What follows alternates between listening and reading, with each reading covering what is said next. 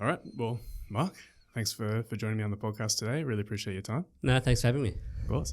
And thought a kind of interesting place to start, maybe a bit quirky, but I saw you're a big fan of Ted Lasso, and just wondering what you like about that show and if there's anything you've kind of learned from that you apply to business. I think there's so many. Where do they even start? There's a lot to like about it, but I really love the servant leadership from Ted.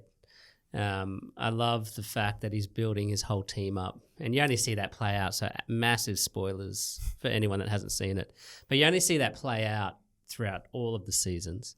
It took me forever to get past the first episode because I thought it was just another sports sort of comedy I wasn't interested in, but it's amazing leadership, amazing character growth. You see yourselves wanting people to win and wanting people to lose, and then all of a sudden Ted proves you wrong. Even scenes like inviting Nate back into the circle or back into the team at the end. I don't know if I'd have that type of humility to do that. So I think that's really cool. And then you see people like Roy Kent, who's this hard guy throughout the whole show, I guess, but deeply caring for people. He gave a great speech about choosing to give someone love. We don't know their full story. So there's endless examples of it, but I just love the leadership in it. And it's rare to see those leadership movies out there. I think it's still second for me from a leadership perspective to Band of Brothers. I'm guessing you're nodding, saying you've seen Band of Brothers, but to me, that's the greatest leadership TV series you could probably watch, and the growth of those and the lack of growth from some of the characters in that. But Ted Lasso is pretty up there. Yeah, cool. There were some good recommendations for people to watch after. But yeah, obviously, Mark, you've got an amazing background. You've done a lot of things in your professional and personal life. But I'd love to kind of start from the start and, learn a bit more. I think in 2003, that's when you enlisted into the Australian Army. So we'd love to just kind of understand, what was your motivation for enlisting and what was that journey like for you early on? Yeah, I was always involved in some form of military something. So my grandfather was in the military. During school, I did air cadets. So always had that connection. Never had any ambition to join the real Defence Force after school. Was going to go to uni, do all that type of stuff.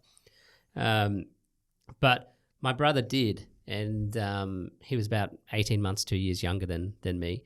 And he joined, and he wasn't the best academic student during his schooling. And he was always trying to find his place. And then when he joined the Defence Force, or joined the Army in this case, one night he called me, and he was very, very happy. And I hadn't heard that sort of in his voice his whole life. And so he'd finally found his spot, and I thought, no, that's really cool, and you could hear it in his voice.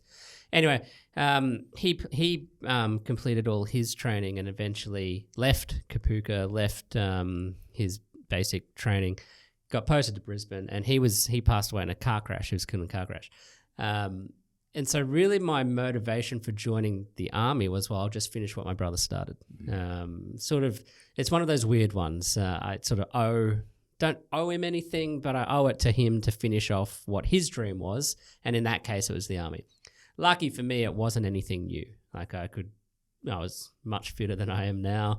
And I knew the system, so I joined the Army.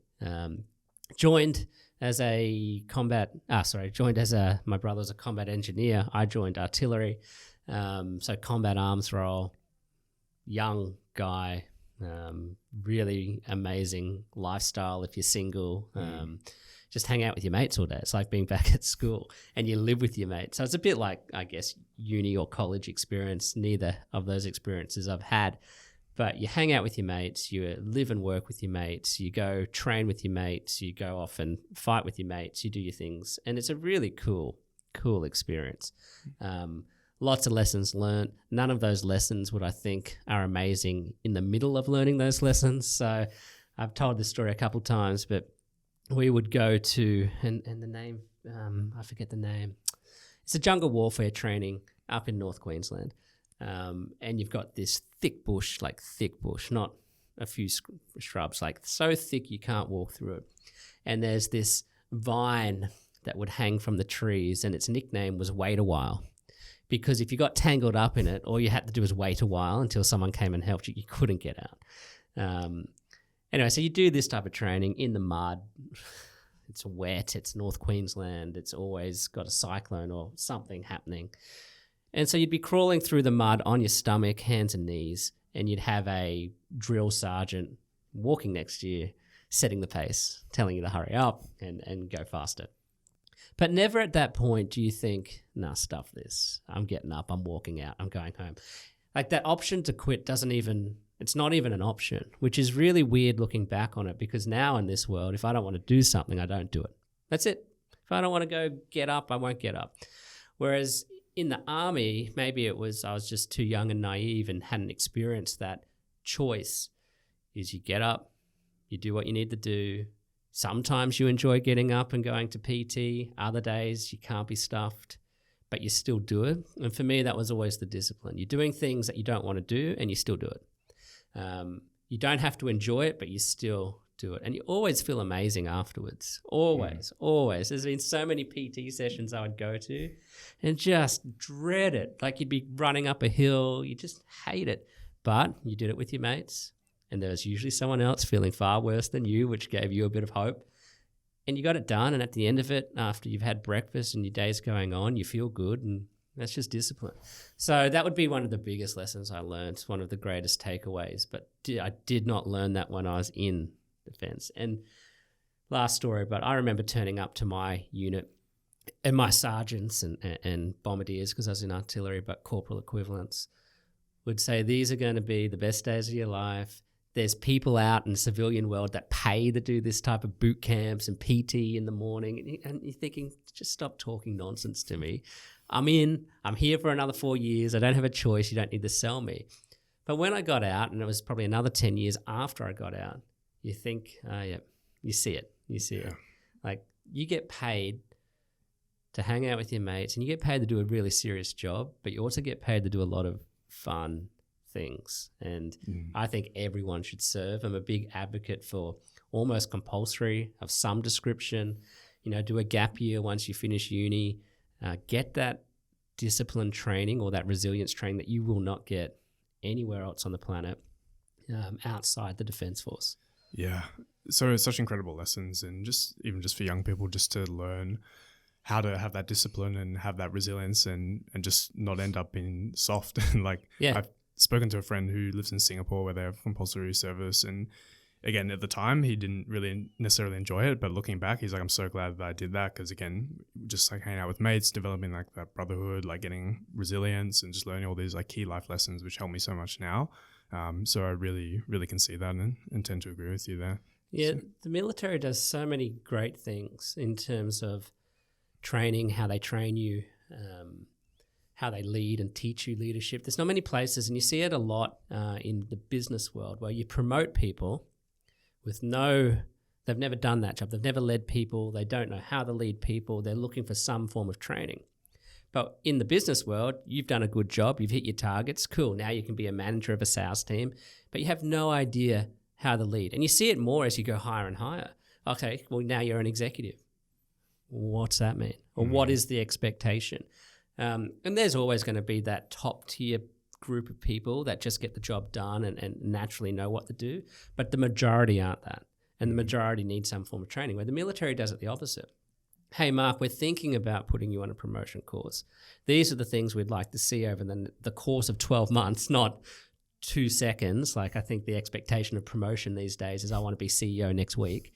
It's just madness. But and they'll help you prepare for that. Then you go on courses, then you go on pre-courses of the course, and then you'll eventually go on a selection course, and then you'll do the course. And then even after the course, there's a period of time where just because you've done the course doesn't mean you're getting promoted.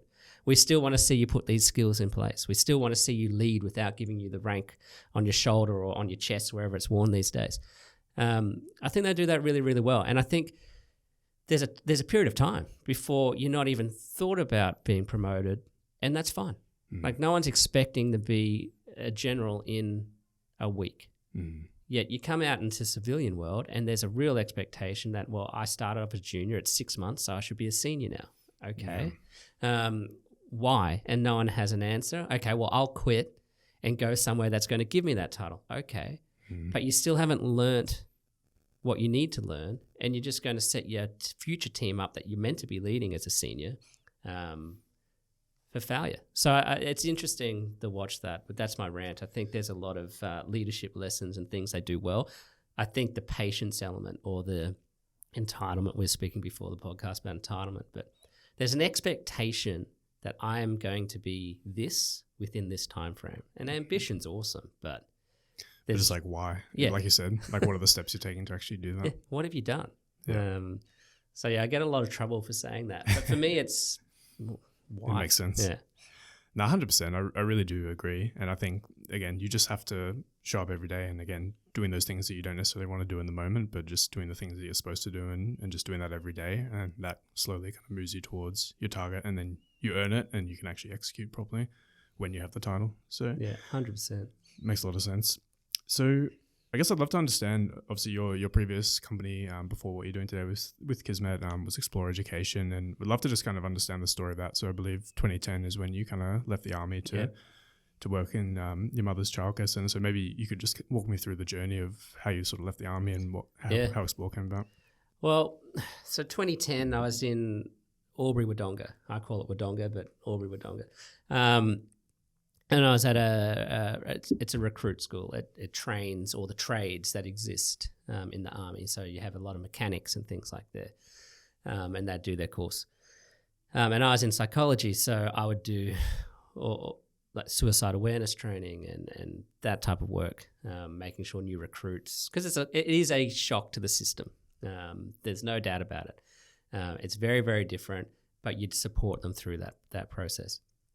Anyway, when I was doing this type of work, my mum was retiring from being a teacher. She'd been a teacher her whole life. And her retirement plan was to open up a childcare centre so she could keep teaching, keep following that passion that she's really, really amazing at. And so she bought a childcare centre in Melbourne. That's the only reason I'm here. And 30-place centre, very, very small. So that just means 30 children in the centre. And she would teach. But she would call me each afternoon saying, I don't have time to pay the rent. And I would argue with her saying, if you don't pay the rent, you won't have time to teach children. And she would say, I'm too busy teaching children to pay the rent. So there was that natural clash of ideas and what's the most important thing. And I think most of the world would probably agree with my mum that children are the most important thing. But I was saying, no, you need to pay the bills first. It was just that blunt military, if you don't do this can't happen, so do that and then you can do the fun stuff. It's discipline. And so I was listening to that every afternoon, and my mum's a single mother. I've got 2 kids, amazing wife. I have no idea how my mother was a single mother. I couldn't do it. So my sense of not that I guess I owe my mum everything, but I've always felt like, well, the least I could do was help her. And that'd be for any family or person, to be fair. So I said, look, the best I could do is leave the army and I'll be your receptionist. I'll do the bills, I'll do the admin, I'll do all the stuff that you don't have time for, and I'll do that. You don't have to pay me. I'll just, I'll work in reserves, I'll do this, and we'll try and figure it out just so the business is going to be okay. And my plan was to go back into the army after a year, once things were sorted out. So left the army, went into childcare. Crazy Interesting world. change. Yeah, massive change. I came from a combat arms world where I've only worked with men.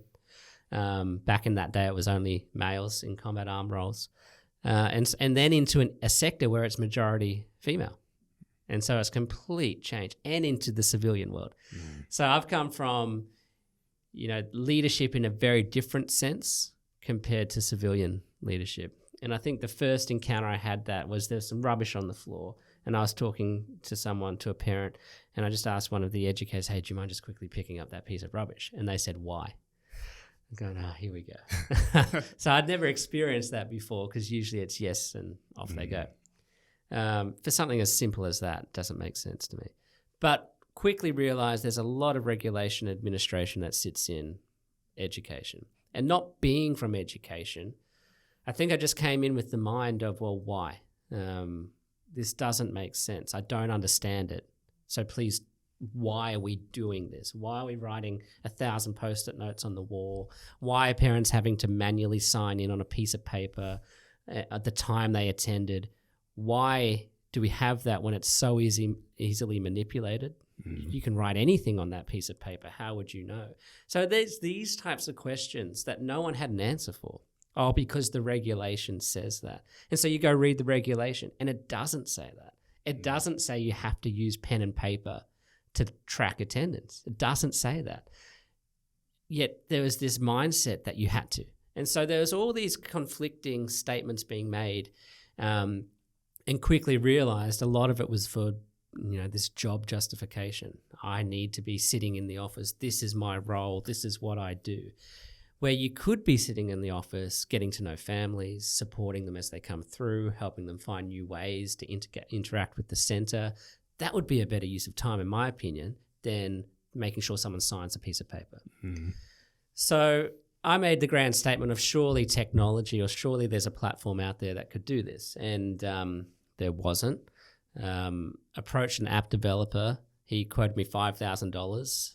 Sounded like $5 million at that point.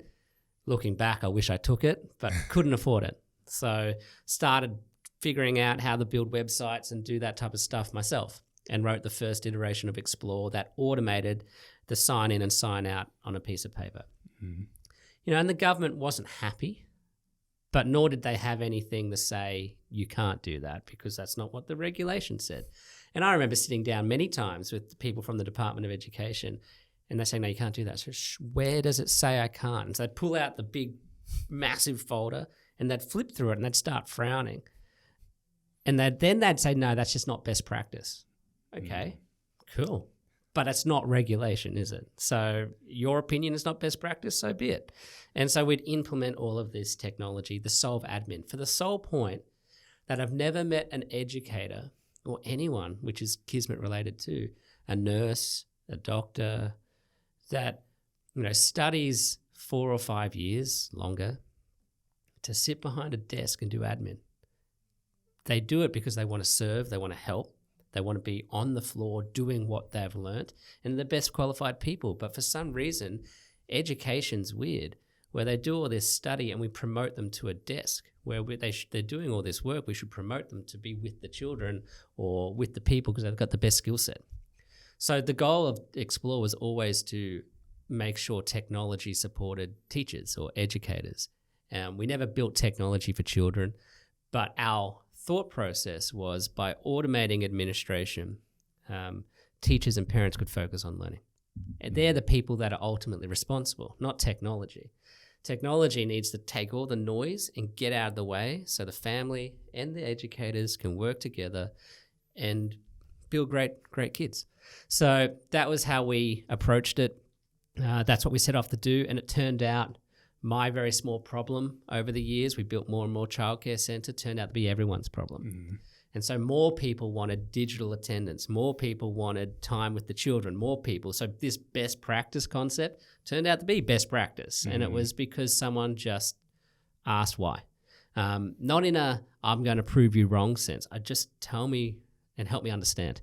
So have you always been that, I guess, was that always the case where you'd always question things and ask why and kind of look at, here's the best practice, but why are we doing this, and kind of dig in deeper? Or was it, where did that kind of come from? Curious. Yeah, I've always gotten in trouble for saying, because when I say someone says something, I'll just say why.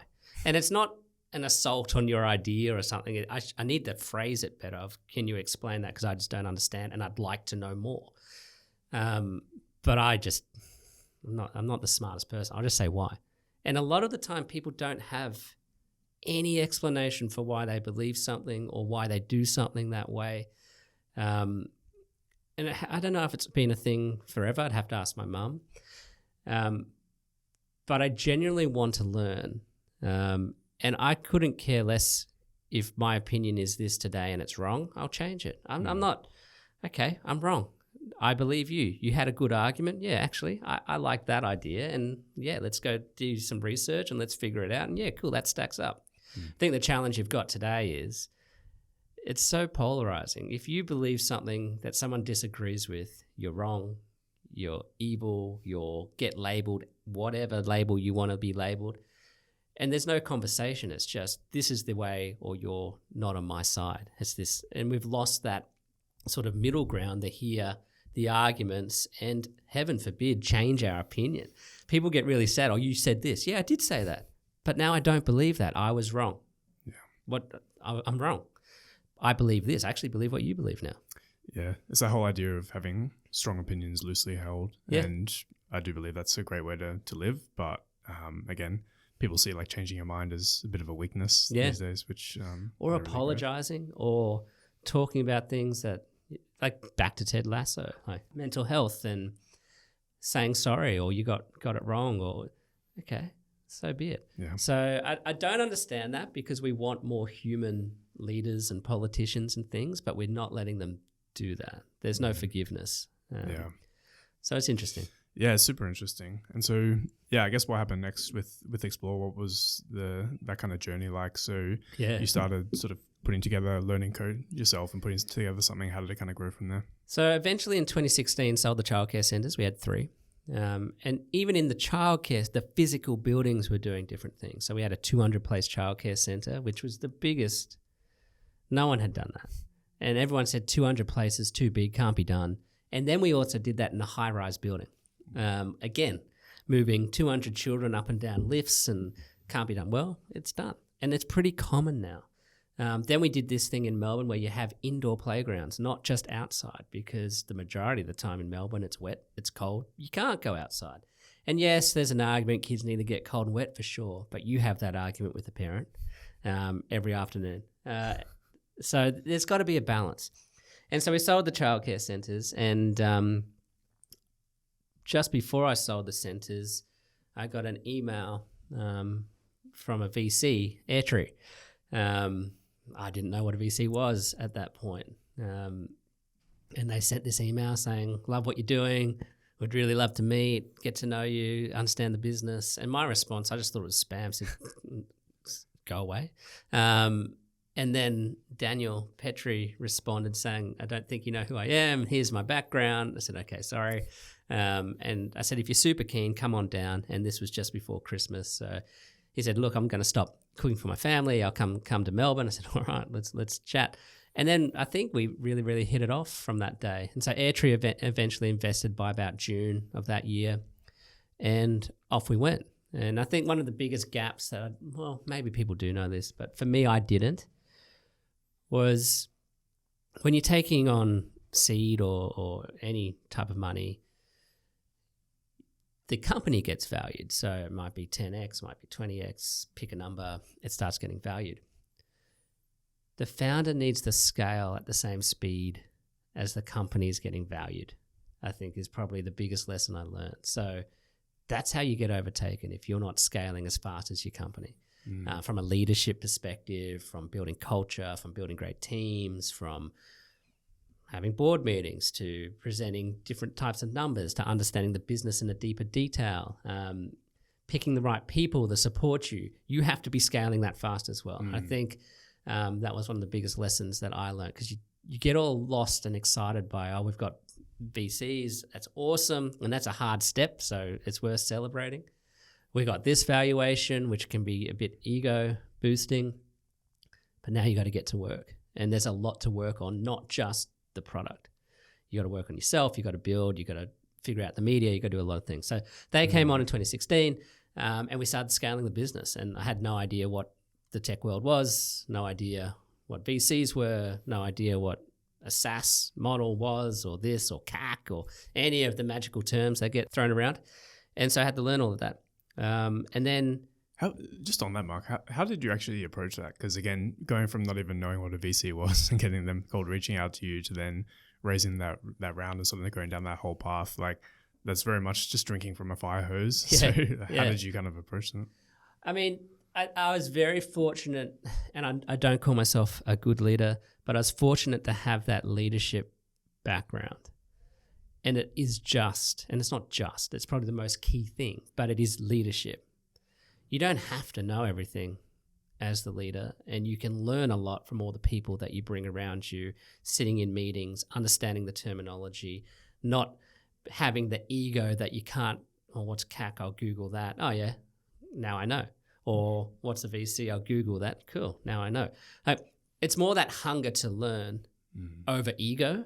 Like if I sat there and just, I know that, I know this, and pretended, which a lot of people do, not just in the startup world. You see it a lot in the corporate world. They generally don't know what they're talking about, but they sound good. And it's just ego. It is really just ego. So having that humble mindset of willing to learn, and that, well, I guess that growth mindset. And I'm not afraid to be wrong, because I'll change my opinion very quickly if it's wrong, and go chase that. Or if we failed at an idea, cool, that was wrong. Now we'll go fix that. It's not about this wallowing in self-pity. I got it wrong. It takes you a week to get over it. Cool, I got it wrong, got knocked down. Cool, let's go do it again.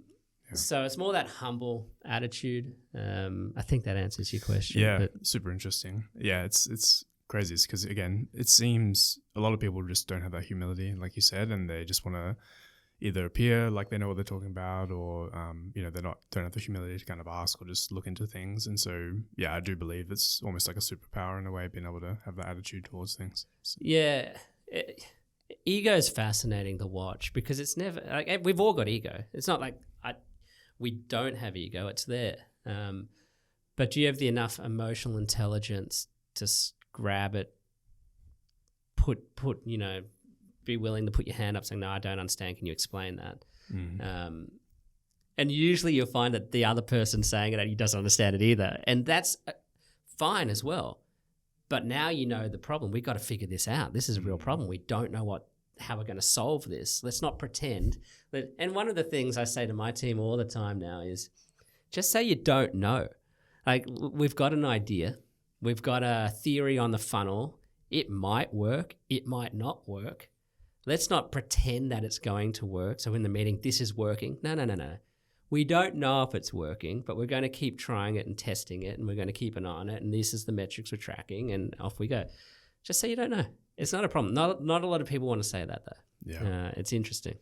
That's really interesting, and it sounds like you really bring that into your culture probably in Xplor and also in Kismet today, just really trying to encourage that humility just so you can move faster and not get tied up in egos, which is really great.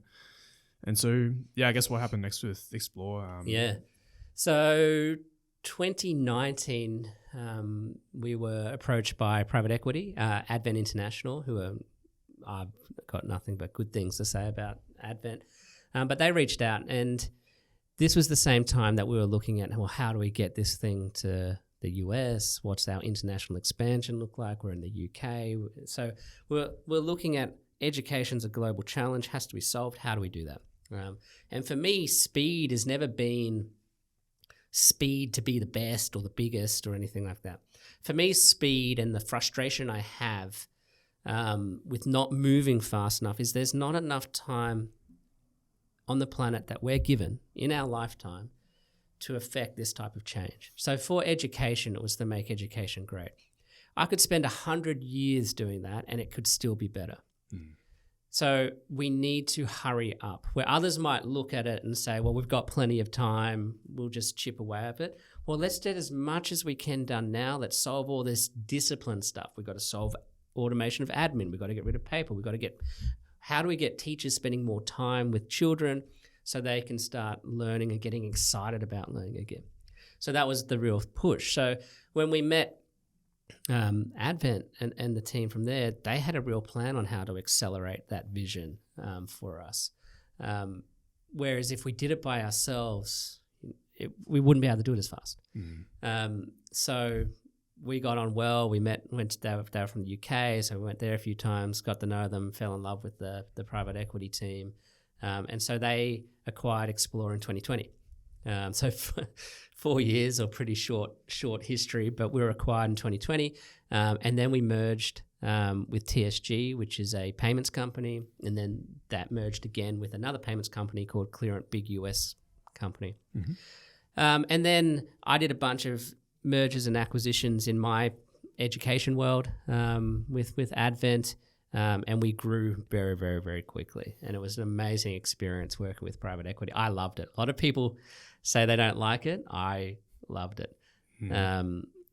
Because we were just moving with speed. And that's not that we weren't moving quickly, we really were, but this was just a different type of speed and a different type of real global. We found our stride, I think, at that point. So we were like sort of going into Series B at that point. So we're really picking up momentum. And then COVID hit. Like we were acquired in January of 2020, COVID hit March of 2020. So my acquisitions and mergers were done over Zoom. And I'd never done a merger or an acquisition. So I learned everything remotely, and that was hard. And then managing the mental health and the teams, because this team grew from 60 to about 160. Hiring remotely. I'd never worked remotely in my life. So that was a learning experience that I value so much. And took a lot away from it. But then one day, Advent and the CEO said, hey, what would you think if we called this whole thing Xplor? And I said, yeah, I think that would be amazing. And so all the mergers, everything got put under the Xplor umbrella, and the brand became this global brand that was always the dream. Always wanted to build something that was global and people would recognize, and went on well and truly long after I disappeared off the planet. And that's what Xplor is now. It's this amazing company doing these incredible things in multiple service sectors, helping people that are passionate about what they do. So teachers, teaching people from gyms and that health world, being able to do personal training and not admin. So real core message of just people doing what they love. Yeah, it's so great. And it really is a well-known brand, I think, especially if my friends who have kids, they all know what Xplor is when I ask them. So yeah, it was really, I mean, having Advent on your side really just sounds like it really accelerated things and just took it to really realize that vision you had for the company from the very first days, which is incredible. And I guess I'd love to, understand what your mindset was like at that time, especially during the acquisition, because I think a lot of founders, they have this kind of idea of like, okay, we're going to build this company, get acquired, go through that journey. I guess like, how was that experience for you? And was there anything that kind of surprised you going through that? Two sort of messages is when we had to make a decision, I sat all my leaders down. So there's about 20 of them. I said, guys, here's our three options. I said, we can do this, which we had other money ready to go. We could do this, which was a bigger raise and these investors, or we could do this third option, which was the Advent option. And here's my opinion on what I think is, what are the pros and cons of each one. Didn't tell them which one I wanted. I just said, here's the pros and cons. And they chose because they knew the vision, they knew the mission, they knew what we were trying to achieve. And it was a unanimous vote. Let's do that. And it wasn't because I spun it. I swear I didn't spin it.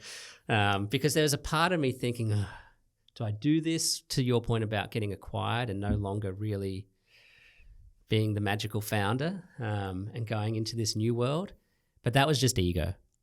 So that's easily, if you can catch that, it's fine. Because you take the ego off, what's the best option? Easy decision. So yeah, I never had an exit plan. Still don't really have an exit plan. It was just to achieve this vision is the exit plan, I guess. And that won't be realized probably ever. Because if people are on this path to make education great, I've done my bit. And I'm happy with that. And if I can hand on heart say, well, before my time, it was paper-based. Now it's all digital. Xplor championed that. And the amazing teams behind the scenes did that. Now you go into a childcare center and you expect an app. You expect to make payments through digital means. You don't accept cash. We did that. And no one had even thought about it before we came onto the scene globally. So that's pretty cool. That's a good ego boost, but we really impacted change. So now that's done. Let someone else run and take that next fight. And there's plenty of education fights to be had. The other one that was said to me was, to your point, is, and it was a good realization, it was from a lady called Sharon who we'd worked with many, many years from the banking world. And when I told her, because she was a partner, business partner, and I said, look, calling main business partners, hey, we're about to get acquired, this is what it means, all the rest of it. She said, congratulations, and it's expected but rarely achieved. And I thought, that is the greatest quote ever, because there is an expectation that this is the path, but it is rarely achieved. And that was sort of yes, we're on the right path, because no one thinks poorly of the decision because it's expected, but most people don't get there. So that was a good mindset. So I went into it happy. I don't mind reporting to someone. It's actually a good weight off my shoulders, having to get to report to someone. But my attitude was, if I'm reporting to someone and they're my leader, I'll make them look amazing. I'll make sure I do everything I can to make them look good. And that was the attitude. So it was pretty easy for me. Yeah, incredible. And I guess, did you do anything to celebrate like that acquisition, or no, we still haven't. We've been promising to do a closing party for years, but as soon as we closed, COVID hit, and it was battle stations. I made grand comments. I'll see you guys in 2 weeks. 2 years later, we're in Melbourne, so we sort of copped it a little bit worse from lockdown perspectives, but we just went into fight. I think there's wartime and peacetime CEOs, rightly or wrongly. Maybe it's just fate. I've always fallen into having to deal with the wartime. I haven't experienced peacetime. Do you think you operate better under 100%? 100%. I think I'm annoying and distracting at peacetime. Interesting.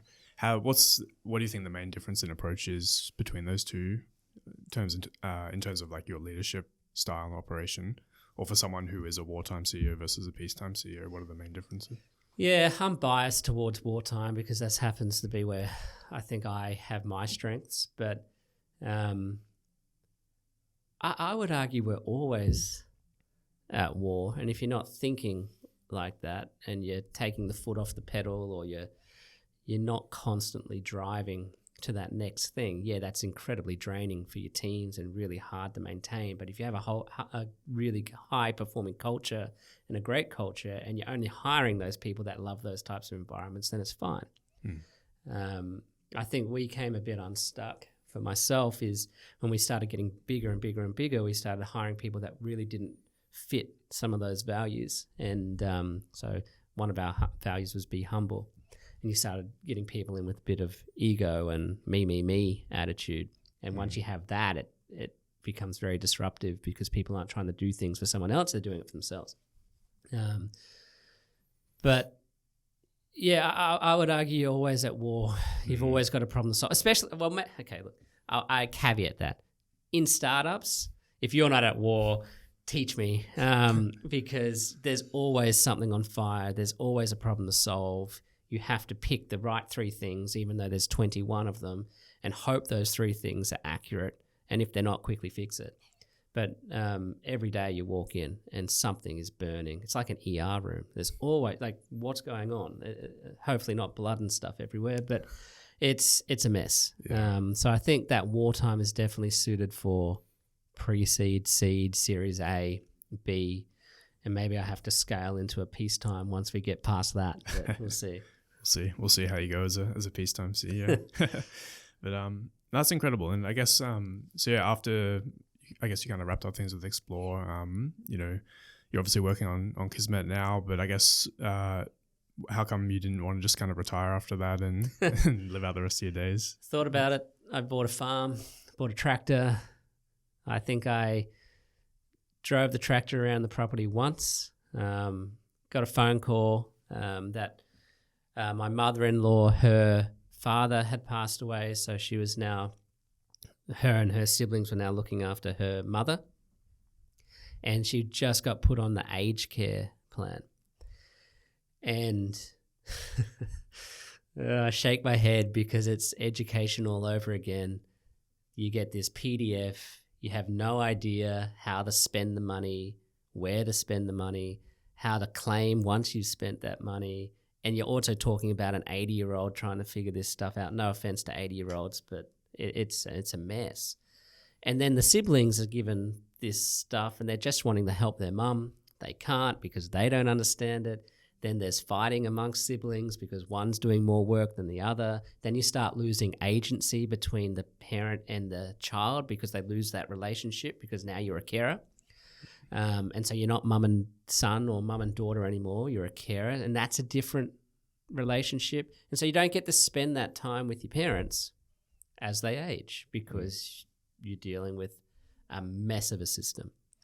Heavy regulation, heavy admin. And I'm thinking I've just spent the last 4 years trying to solve this in education. Surely the healthcare system sorted this out by now. Turns out they haven't. Turns out it's an absolute disaster of a mess. Great systems in place, poorly executed.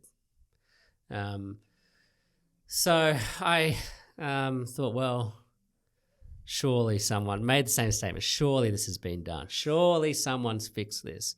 Did some looking around. No. Turns out there's another system I discovered during this process called the NDIS, the National Disability Insurance Scheme. Turns out it's a hot topic. Heavy admin. Again, very similar problems. You've got these great people caring for people out there, not getting any support, burdened with admin, not knowing what to do. Then you've got participants using the system.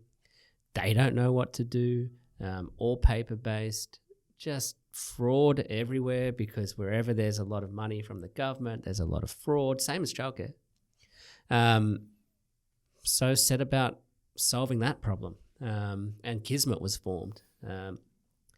Was lucky to be able to work with people I've worked with in the past who had to do their own research. So they looked into it and said, there's something here. I said, yeah, I'm telling you, there's something here. And so we set to work. And really not all Kismet does, but Kismet's vision is to make healthcare more accessible. That's it. Now, that's a really crazy vision, something we'll never achieve, because in order to make it accessible, you have to make it more affordable and you have to connect all the dots that exist around healthcare providers and all the sort of ancillary things that sit around that.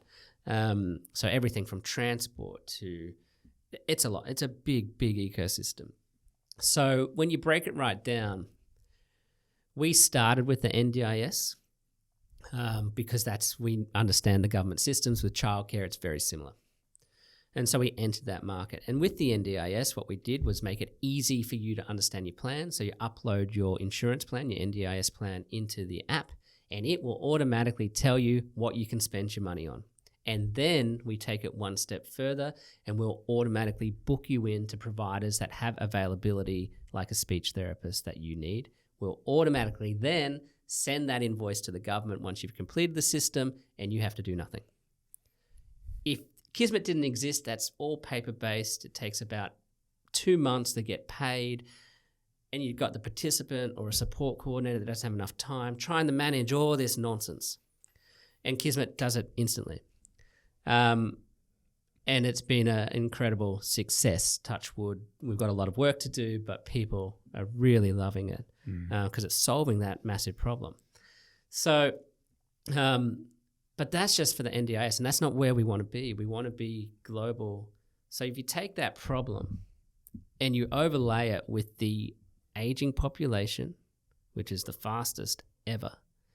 I think the last baby boomer retired a few weeks ago. So now we're in it. You've got less people being born, so less people to care for that population that ages. And then you've got this sandwich generation, which is us. And the sandwich generation just means, it's not a new concept, but you're carrying up now to an aging parent or parents, but you're also carrying down to your dependent children. And people are making the real conscious decision of, well, I can't have kids because I can't afford it because now I'm carrying up. And you can see thousands of articles out there globally about this. And Australia is not immune to this. And so what you've got is this guilt layer, which is people like you and I who feel bad because we've got high living costs. We might have our own children we're looking after. We've got our own problems. but we want to help our parents. And so now we're trying to figure out how that works. So what Kismet does is allows I'll use my mum as an example so I don't offend people, but it allows my mum to bring in her health insurance, her private health insurance that she might have or doesn't have, but in this case she does. And it will populate it in the app, and it will show her what she can spend it on based on what outcome she wants to achieve. So if her outcome is to spend more time with the grandkids and go to the park, well then it will show her that she can spend this much on physio. And then the same system's kicking in saying we'll automatically book you into a physio so you don't have to. So we're making sure that agency stays between parent and child, so you're not becoming the admin person, booking in your mum for physio, doing all the stuff that sort of ruins that relationship. But when mum runs out of physio because her health insurance doesn't cover everything, if you and I were siblings, we could set up a $20 recurring amount each week and help mum pay for it. And that becomes very powerful when you're in a different state or you're international or I'm traveling and we're not fighting anymore to take care of mum, and she's got her agency by just getting this money loaded up onto her wallet. She doesn't feel bad for asking us because we've just set it up because we're good children, and off you go. And that's the concept. What's happened is I've explained that to people and they said, oh, that's amazing. That wouldn't be a problem for us, but I'd really love to contribute to someone else's health insurance. And that was the oh wow moment, that there's people out there that would happily, contribute to someone else's health insurance to help them who might not have a family. And this is just our interpretation of how to make healthcare a bit more accessible. People can disagree with it, they can argue with it, not a problem. But you go out and do something. This is how we're tackling it. So yeah, that's Kismet. That's what we're doing. We've started with the NDIS because there's huge challenges that need to be solved very quickly. Because as the population ages, disability increases. Yeah, super amazing, and it's just so interesting how it all kind of feeds into each other. Because back in 2010 when you started Xplor, it's like you saw this broken education system and you wanted to fix it, and then you played a huge part in doing that, and Xplor is still helping so many people today. And then it's kind of led on to, or you saw the same kind of things happening in the elderly and disability space in healthcare, and so now you're really just tackling those same problems and providing those same solutions, but in a much bigger industry, which is just going to impact a bunch more people. And yeah, it's just the very early stages and already like kicking a lot of goals and helping a lot of people. And so it's just been incredible to watch so far, and just the beginning of many big things, I'm sure. Yeah, I hope so. But it's been the team. The team sits behind the scenes and does all the work. I sort of just get to do this stuff. But it's really powerful to see. It's an easy mission and vision to get behind. And we think we can make an impact. And hopefully there's other people that try and do same things in a very big market. Yeah. Incredible. And I'd love to understand, because you recently announced you did a $4 million pre-seed round led by AirTree. There's a lot of founders who listen to this podcast who a lot of them are sort of actively fundraising at the moment. Obviously, It's a pretty tough market at the moment. So we'd love to, I guess, it'd be super helpful for some of these founders listening to understand how you kind of approach that fundraising process, and just any, I guess, advice to founders in this market who are fundraising. Yeah, my advice is probably not good, but I mean, outside not doing it, which might not be an option, fundraising for me is one of the hardest, most painful things to do. Doesn't matter. I don't know how great your idea is. It's always difficult. I don't have a lot of advice because I don't want to give the wrong advice, but the usual advice of making sure you understand your market, understand the impact and why you're doing it. Like for us, healthcare, why does that matter? I think if we're not doing it, we can't see anyone else that is. So it's a significant issue that needs to be solved. And we really believe we've got a path to do it. So making sure that path's articulated, making sure, depends what type of process you're coming down. If it's pre-seed, these are the risks that you're removing as you go into Series A, and we're going to raise this money to remove these risks, and then that's going to unlock Series B, and then executing on that. I think having done it the first time was definitely allowed me to talk to more people, for sure. Didn't stop the no's. Did help with the yeses. So it's one of those things, and that's not fair advice if you haven't done it before. You always have to start somewhere. But I think it's just a great point as well, is that you'd kind of been through this process before, had success with your previous venture, but even so, you still got no's. Yeah. So it is a grind no matter what. So. Yeah, and I blame the no's on myself because I don't think I articulated what we were doing clear enough. And I know for a fact, as you know, Kismet's all of 4 or 5 months old, but as we've done more and more pitches, for lack of a better word, or podcasts or meetings and understand our market better, our vision is far more clearer than what it was, you know, even when we first met, it's probably clearer. So yeah, I blame myself. So I think that's going to come with time, but you don't really get that opportunity. So make sure it's incredibly clear what you're doing, because VCs don't have a lot of time. You know, they'll dig in, they'll have a look at the numbers, they'll make some decisions, but you've been living this thing for the last 12 months, sometimes longer, and you know it inside out. And the things that you don't say, you're assuming they know, and I guarantee you they don't. So how do you be as articulate as possible to get the message out without talking for 3 hours, because you don't have that either? That's the hard part. But that's why you win, or that's why you don't. And that's why you get funding or not, plus your ideas, plus your execution, plus your founding team, plus does it happen to be raining outside at that time you go in or not? There's so many unknown factors, and luck does play a little bit in there. So it's right time, right place, right message, right product, right idea. There's a lot of variables. Yeah, which is just something that's worth keeping in mind, I think, that like, yeah, focus on the things you can control, which is like your messaging and your numbers and your market and all these things. And then there's always going to be some variables you can't control, but that's just part of it. So yeah, I don't wish it on my worst enemy, but good luck. Awesome. Well, thanks for that. And yeah, I guess I'd be curious as well, because obviously you kind of been through this journey or a similar journey with Xplor, and now going through it with Kismet, growing a company from scratch. So are there any kind of like main lessons that you're taking from when you grew Xplor into Kismet? How does that kind of look like doing this a second time? Yeah, there's heaps of lessons. How to build teams, culture, it generally matters. A lot of people will say culture matters or values matters, but then all of a sudden they're not living it, or they're not actively growing it. It's not something we have values and then it will magically happen.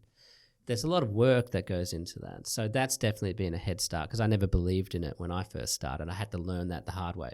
I had a really bad team. Then we had to rebuild, and off we went. Sorry, not a bad team. It was really bad leadership. Then I had to figure that out, and then we built the team. But so that's been a head start for sure. One of the things, though, one of the negatives from doing this again and having a reasonably successful one before is ego. There's no expectation it's going to be successful again unless we're going to work twice as hard. So that's a constant reminder to the team. You don't deserve another success. You have done nothing. It's a very harsh message, but I say it to myself, like, this is a new thing. This is not the old thing. So what worked the old way is not going to work this way. And you have to be willing to say, yeah, that worked before, but now we're doing this. And I think the team's been very, very good at that. But that's the constant reminder. That's been a big negative. That's been a big sort of con for having done it the second time, especially after a reasonably successful first time. Yeah, so interesting. I love that. Just that mindset as well of like, every day's a new day. You got to get up and prove yourself every day and just execute. There's no just coasting on past successes or anything. Well, you can't go into a board meeting and say, oh, but you know, I did well before. Like, no one cares. Like, and I think that's a good reminder. Who cares? Like, that's irrelevant right now. Like, your past is your past. It's given you experience, awesome, or it hasn't. Now is the opportunity. And to your point, just each day. That's hard. Like, we get lost in it a lot, but that's where I don't know answer, and we'll figure it out. Incredible. And so I guess, super exciting journey on with Kismet now. What's sort of got you excited, or what's sort of the main kind of next steps with Kismet? What are you kind of focusing on at the moment? Yeah, so we'll definitely be doing Series A next year. We'll probably kick that off with conversations this year. just see what's out there, see where the market is at. All I've been hearing all year is this is bad. Now I'm starting to hear 2024 is bad. So maybe every year is bad and we just suck it up and this is the wartime stuff. But every year, population ages. Every year, disability increases. Every year, families are put under significant pressure for cost of living and real decisions being made. Can you turn the heater on, or do you have to pay for healthcare? Or can you send your child to childcare? Real decisions are starting to be made. So reducing that burden, lowering the cost of healthcare, I think is a significant opportunity right now. So we will go into hopefully early next year with something like that closed and done, and really start expanding and growing Kismet. So pretty exciting. So yeah, I think that's where it's headed. Is there any specific type of investor, or I guess there's a few investors that listen to this podcast, so what kind of investors do you ideally want to have on your cap table, or what kind of value do you want them to bring? Yeah, it's always an interesting one. I mean, the obvious one is investors are going to bring us the resources to be able to scale. So that's always very, very appreciated. We've been fortunate to have investors like yourselves and all our investors ask us, what can we do? So we have, there's just a list of people we'd like to talk to, and from politicians all the way to partners or potential partners of payment providers, you name it, everyone sits somewhere in there. So there's always that conversation. What we really like is we are in it deep every single day. So it's very easy for us to think our ideas are awesome. So it's that sounding board of, no, that's not a good idea. And we're thinking, why? Because it looks awesome when I ask 5 other people that agree with me. So it's that type of response that we look for. We just had a board meeting, so it was good to get some research into different sectors and markets and see where Kismet's performing on that scale. That type of stuff to make sure, ego's not getting in the way, and where we can improve and what we can do, because that's all we care about. Don't really need the pats on the backs. We just need to know what we can do better, and we'll go do that. Yeah. So that's what we sort of look for. But people that deeply understand what we're trying to achieve. This is not just an Australian issue. This is a global problem everywhere. There's not a single person on the planet that I know of that's not getting older. So we've got a lot of work to do, and understands the speed of why we're working towards that. Yep. Amazing. Cool, Mark. Well, we might sort of look to close around here. Just a few kind of rapid fire questions to close out, if that's cool. Would love to know if you've just got a favorite book or resource, either all time or just a recent one that you've read that you really got a lot of value from. Yeah, and to be clear, I didn't know about these questions, but this one's good. 33 Strategies of War. Amazing book. But I don't know if you've read it or not, but I think it's Robert Greene. Mm.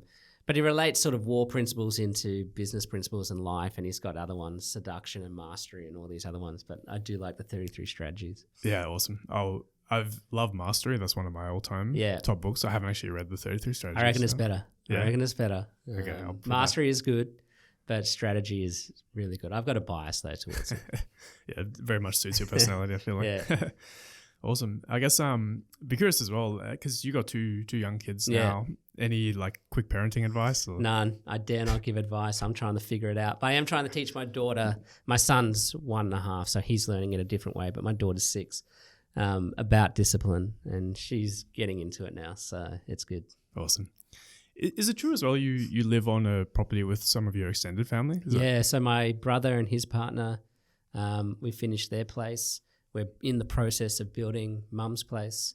So it's that intergenerational living for the problems that we're trying to solve. We're fortunate enough to be able to do that. Not everyone can. And so that's where Kismet would step in. But it's this communal living, I guess, or family living. Tell me about that, because I actually love that, and I think it's something that's so far removed from the modern world. Yeah. Was that just a kind of vision you always had to kind of bring the whole family together? So my mum's been a big fan of it. So from an Italy, she loves Italy, and a lot of families grandparents live together, and it's just normal.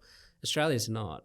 and not just Australia, but there's a lot of places, the US, a lot of Western stuff where it's designed to separate the family as quickly as possible. My brother now, but he gets a job, I go get a job, we both go pay rent or try and buy a house ourselves, or we both have 2 cars.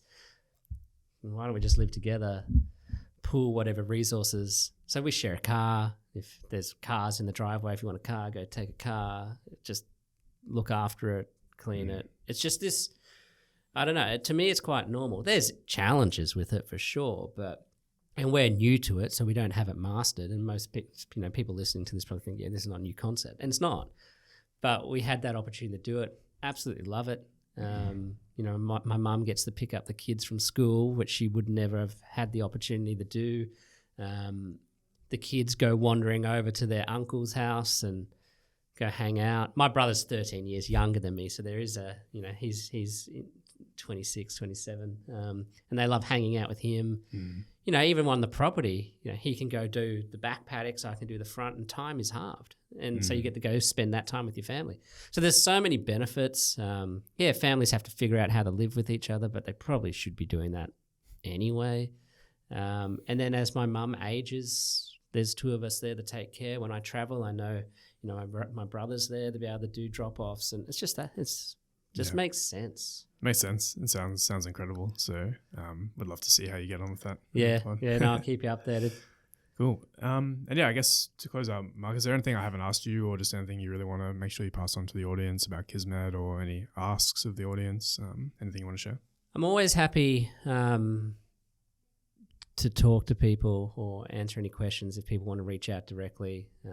Social media, you can definitely find me. I don't think my details are that hard. It's mark@kismet.healthcare. You could probably guess it. But always happy to answer questions. I'm not promising I have any answers, but if I can help, would love to. Awesome. Well, again, thank you so much, Mark. Really appreciate you coming on the show today. And it's been an incredible journey you've had so far, and really just the beginning with Kismet, and really keen to see it unfold. You're already kicking amazing goals, and that's only going to continue. So thank you for what you're doing, and thanks for coming on today. No, thanks for having me.